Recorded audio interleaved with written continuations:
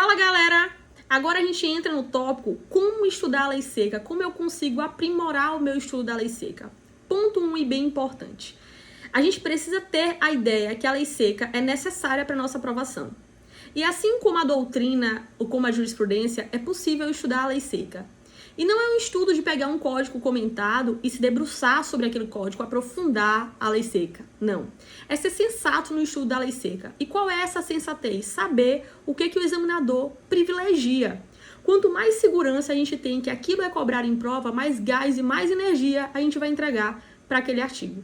Se o artigo é campeão de cobrança, ele é de domínio obrigatório. Não tem como a gente discutir, porque ele foi cobrado uma vez ou duas vezes em prova, ele foi cobrado inúmeras vezes em prova. Então é um indicativo muito importante que a gente precisa dominar aquele artigo, porque ele é de preferência do examinador e com alto índice de acertos em prova, tá certo? A lei seca, quando ela é estudada, ela requer paciência. Por que paciência? Porque nem tudo a gente aprende de primeira. O primeiro contato que a gente tem com a lei seca é estranho, os termos são estranhos, a gente não consegue perceber os detalhes, a diferença, tudo é um geral, é bem confuso. Mas quanto mais contato, quanto mais proximidade você tiver da sua lei seca, mais fácil aquilo vai entrar. Às vezes eu brinco até por osmose, né? E para você ter muito contato com a sua lei seca, você precisa, ponto 1, definir, né? Misturei decidir com definir o seu material. E aqui eu não vou fazer nenhuma determinação de qual material eu acho certo e qual material eu acho errado. Há inúmeras formas de estudar a lei seca, contanto que você estude.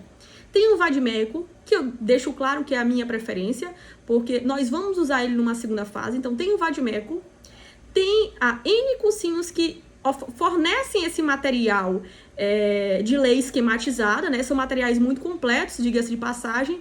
Tem pessoas que usam pelo Word, pegando a lei do Planalto, esquematizando a lei. O objetivo é que você foque na lei, né? Quando você vai estudar um material que tem uma lei esquematizada, que vai ter a doutrina, que às vezes vai ter algum comentário jurisprudencial ali, foque de fato na legislação, que é onde é o nosso calcanhar de Aquiles, né? É onde o nosso calo, então a gente precisa superar isso. Quanto mais contato você tiver com a sua legislação, melhor. Então decida o seu material. Por que eu gosto muito do vade-mecum? Porque é a única arma que a gente leva para uma segunda fase. Então que a gente tem que saber mexer muito bem nele. Não adianta a gente ir para a guerra sem saber mexer na nossa arma. Então, quanto mais contato você tiver com o vade-mecum, mais vai ter atenção aos detalhes. Às vezes onde está a lei, às vezes onde está o artigo, uma remissão, um índice sistemático, um índice remissivo, são detalhes que fazem a diferença numa prova discursiva, tá certo? Então é muito importante esse ponto. Então decida o seu material. Outro ponto, é natural que o estudo da lei seca seja maçante. Então não se engane de forma nenhuma. Você tá ali na lei seca, tá percebendo que tá cumprindo tabela, não tá absorvendo nada, pare, vá fazer outra coisa. Ou tenho ainda uma solução que é sempre muito válida, intercale com questão. Leia um pouco a lei seca, faça questão, vá ler o artigo, vá ler a seção. Assim você vai dar muito mais dinamismo para o seu estudo. Isso é bem interessante também e eu recomendo bastante. Então, o segundo ponto, depois de ter o material, é intercalar com questão. Isso eu sempre faço para eu não me enganar. Eu não finjo que eu leio a lei seca porque eu vou estar perdendo tempo. Sabe por que eu vou estar perdendo tempo? Porque se eu ler a lei seca e depois for para uma prova, olhar uma questão que eu já li e se eu não lembrar, eu não conseguir raciocinar, não conseguir concatenar, é muito mais sofrido. Então é melhor nem ler ali do que ler errado. Vocês concordam? Ou então, às vezes, a gente lê uma coisa tão assim, sem se concentrar, leva aquela informação como verdade absoluta e erra na prova. E também é muito dolorido. Então, façam com qualidade, principalmente porque aqui na mentoria vocês vão estar fazendo uma meta extra. Eu sempre brinco que ninguém faz meta extra para fazer mal feito. Né? Não é pelo valor, que a gente sabe que não é pelo valor aqui. É pelo produto que vocês estão tendo que vai facilitar muito o estudo de vocês. Eu dou total garantia disso, sabe?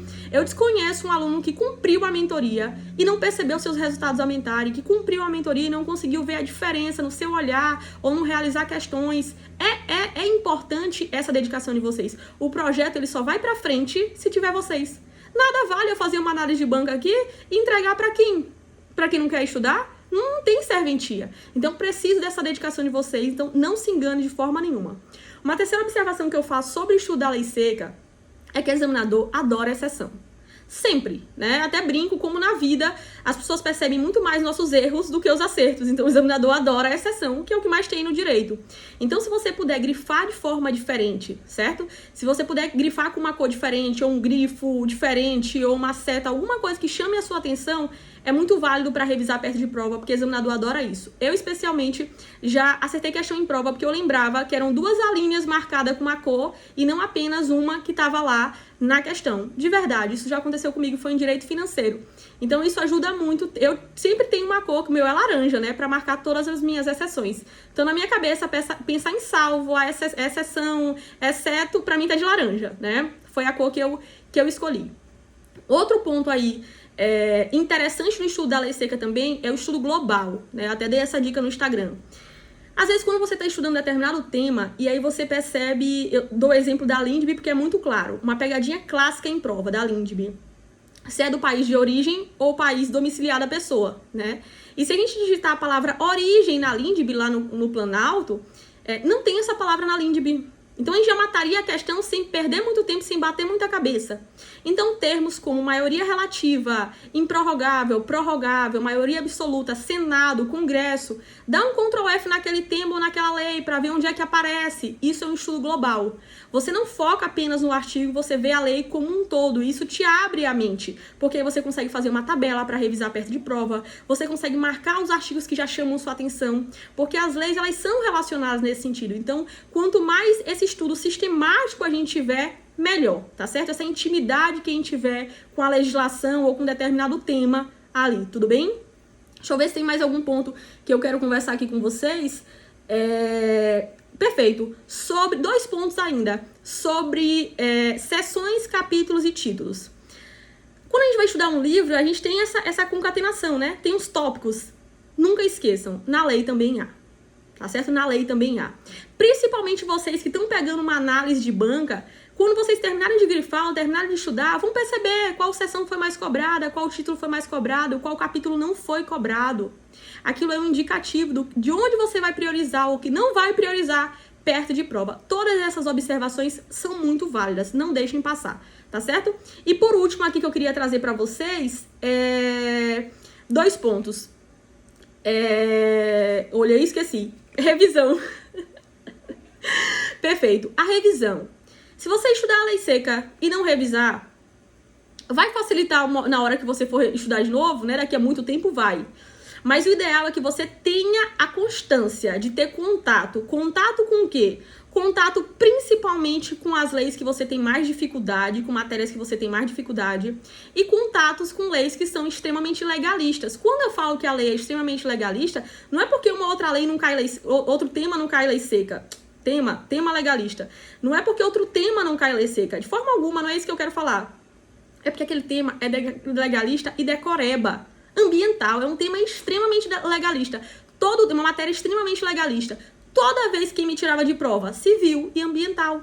Porque eu não conseguia internalizar que eu precisava decorar aquilo. Que tem coisas que não tem justificativa, não tem explicação e a gente tem que ter essa maturidade. Por exemplo, em ambiental tem lá princípios, objetivos específicos. Não tem justificativa do porquê um é objetivo e do porquê um é princípio. Não tem a justificativa. Não consigo encontrar na doutrina porquê uma coisa e porquê é outra. E a gente do direito, às vezes, quer porquê pra tudo, né? Quer entender. Eu só consigo aprender se eu entender isso aqui. Não levem essa compreensão pra lei seca. Tem uma maturidade que quem passa em qualquer concurso não é porque a pessoa está completamente preparada para assumir aquele cargo. Não é, não. Ele soube fazer o que o examinador quer. Ele soube fazer o que o examinador pediu. E a gente tem que ter essa maturidade. A pessoa chega lá, quando ela assume o cargo público, ela assume também com suas inseguranças. Não é um concurso público que preparou ela 100% para falar, não, tudo aqui eu sei. Não é.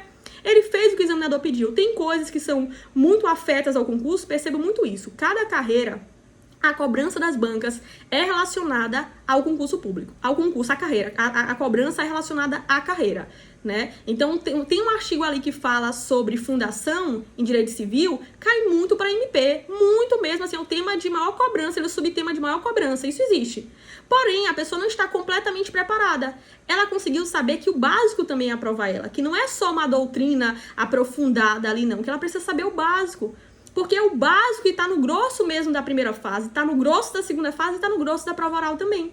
tá certo? Eu sempre brinco com uma questão aqui, que inclusive é um artigo muito cobrado em primeira fase, que era a minha prova oral. A minha prova oral, minha pergunta de ambiental, que inclusive era um examinador muito temido, uma das perguntas foi se existia na lei de crimes ambientais um artigo, se existia na lei de crimes ambientais algum crime de ação penal pública condicionada. E se existisse, para eu dar o exemplo. Você tem 5 segundos para responder. De um lado tinha, será que existe? Mas eu não sei criar. Se existir, eu não sei, não lembro e não consigo criar agora.